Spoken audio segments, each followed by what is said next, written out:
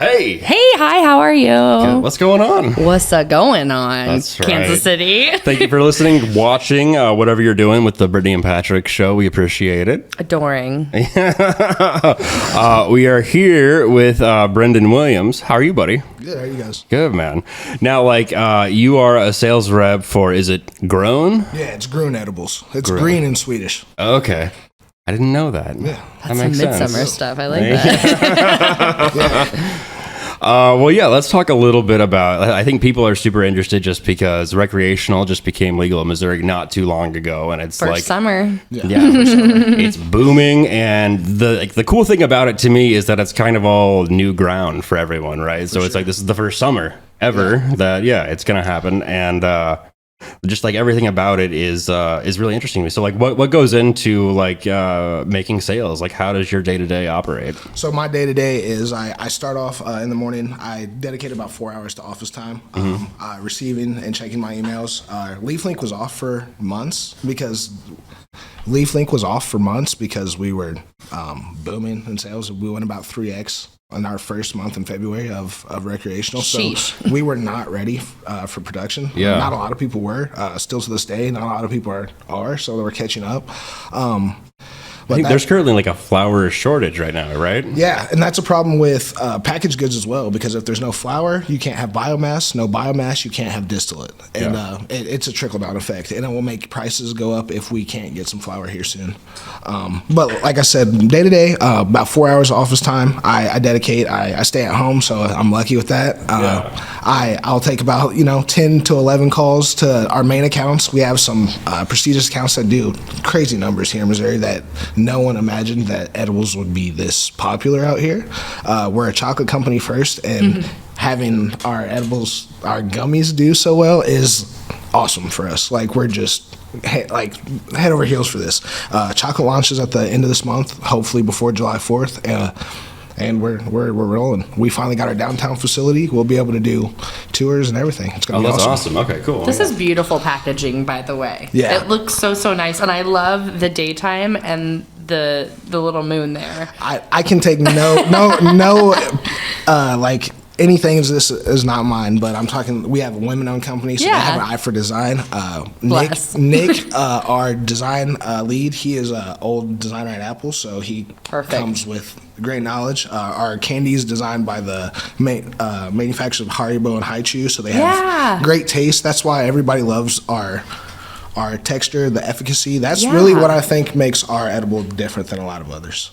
Is a candy background. The candy background. It's candy first. Why do you think so many people are more into edibles than flour here? Do you think it's maybe a Bible Belt stigma against actual flour, and it seems more appealing and approachable with an edible? 100%. Okay. It's way less offensive. There's no smell with the edible. You can't really tell. It's practically medicine. Exactly. Yeah. No one could. You're popping a vitamin. I would say like housewives, I don't mean to say this, but this is the perfect thing for a housewife. You don't have to get away from anybody. You're not affecting your kids in any way. You can carry on. If anything, it makes it a little more enjoyable. Exactly. So I love these. I know. I've noticed my friends that are moms and just moms that I know, it is just a really, really nice thing to take the edge off. I feel like for the longest time, people have just kind of glamorized drinking. I'm a California sober person. Moms. There is this kind of wine mom sort of culture, and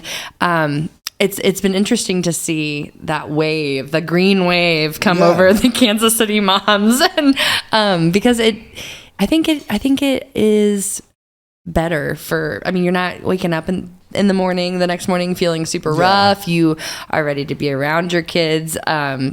Kids are more fun to be around. It's hilarious sometimes. I have 2 kids myself, 3 and 1. So this is, edibles make everything more enjoyable. I smoke a lot, but I get away from them. That's something that I also I'm real adamant about. I think that we should take the stigma away. We made it legal here in Missouri, and I finally feel like people should be okay with, using and having children as well, because alcohol, like you said, is just as prevalent as anything. 100%. It's Super Bowl normalized. commercials for alcohol, but we can't even advertise for cannabis in Missouri. Which is wild, because, how many, accidents while driving that have resulted in injury or death have happened the influence of weed versus alcohol. I could talk about this forever. I lived in Wisconsin for like 5 years. Yeah. So to live in two of the drunkest cities in the United States, Wisconsin has 5 of the 10 drunkest cities in America up there, just because it's been so normalized. So it's interesting. But I mean, it exists everywhere, and it exists in so many different industries. So I'm interested to see how this is going to affect like the opioid crisis and other different more insidious 100%. addictions. And that's where, like, in my opinion, our high dose options, our mega pearls, that's our number one selling item right now. We have 2 ratioed options, a CBN and a CBD option. CBG, excuse me. The CBG is a daytime option.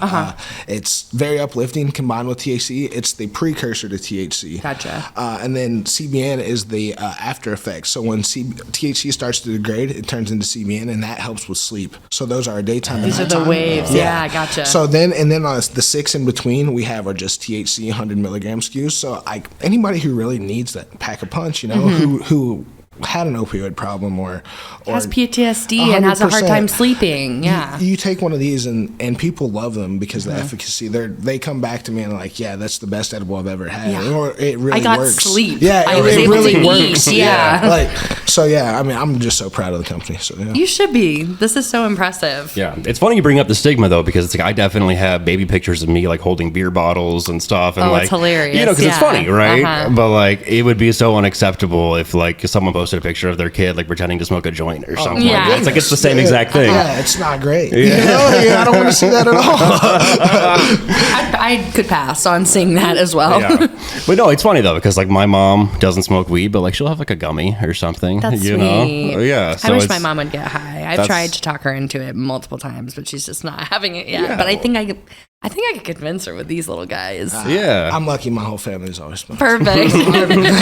But it's great. You have the options. Like you can go like super low dosage. You can have like a 5 or 10 milligram. Or they're the mega pearls, which are my favorite. They're like 100 milligrams. Yeah. Which those are awesome. Yeah. That's what you hear so much about edibles as well. And I think that's why people have been so like afraid of edibles until now, because now they are, especially whenever you're getting them from a dispensary, they are dosed out. You know what you're getting into. Yeah, I like the first time I've ever, Colorado 2014, I went out, I got 1,000 milligram. This is a Chiba Chew, very well-known taffy. I ate the whole thing and I was asleep for like 16 hours and I smoke every day. So it's just like, I don't think anybody should be sold that. Now, like most states have caps on at 100 milligrams for recreational. Missouri's the only one that doesn't. Yeah. But I see that maybe changing in the future. You think so? More than likely, just because of stuff like that. You know, just being that available, having 2,000 milligram packs, somebody inevitably will eat the whole thing and then have a bad experience. Yeah. And no one wants that. You know? And if somebody does, it's probably not going to be intentional. It would probably be accidental, which is then the other layered thing is like, we want people to enjoy responsibly. It's most fun to enjoy when it's done responsibly. You know what I mean? You're in a safe place and you got your snacks nearby and you got your friends and you got a little movie or something. It's nice. It can also be fun if you're irresponsible sometimes under the right conditions. I'm trying to sell the people of Kansas City on weed here. But it's funny that you mentioned that because I had the same exact thing the first time I ate like 1,000 milligrams in California when I lived there. Because it was like, oh, that's an option. I'll see what happens. I ate the whole thing. And then like I kind of had an anxiety attack before it kicked in because I was just like, oh no, what's going to happen? And then I smoked like a joint thinking that would help, which is just like, I don't understand the logic there. But what happened is same exact thing. I slept for 16 hours. Yeah. That's like overdosing, basically. That's like the worst thing that can happen is like you sleep for 16 hours. Yeah. I slept for like 16 hours or something like that. But mine was with weed cookies and weed milk. I didn't even dilute the milk in other milk. I just drank it straight. And I was at like I was in a sketch comedy group at the time, and I was at like a writer's meeting, and halfway through I was like, I feel like I'm tripping. And then I got home And then I fell asleep, and I was asleep for like 16 hours. Yeah, you just wake up to a lot of text messages like, "Are you okay?" Yes. I was like awake enough to like text work with me like, I'm not gonna be able to make it in today. I'm asleep right now. But it's fun. But no, there are probably a lot of people interested in like trying to figure out a way to work in the cannabis industry, especially since it's new. So like because you started as, well, like with me, you were a brand ambassador at Fresh Karma. Yeah, like let me not skip steps. So like everybody wants to remember me as a bud tender, but like honest to God, I started working in a smoothie shop a few years ago, and before that I was selling pipes. So like weed's always been something that's been important in my life. I've always smoked. I've always, had weed available. So like people know me for that. So for this is a dream job. But I started as a brand ambassador. I was posting for every brand in Missouri. It wasn't loyal to anyone. It was just like I want to get noticed for this. Yeah. My Instagram had 800 followers like less than 2 years ago. And that was like my goal. Like I was going to start working on Instagram because I've seen it work in other states. So let me do this. Because you take really cool pictures. 100%. So like, I just did it with my iPhone. I didn't do anything fancy. COVID hit.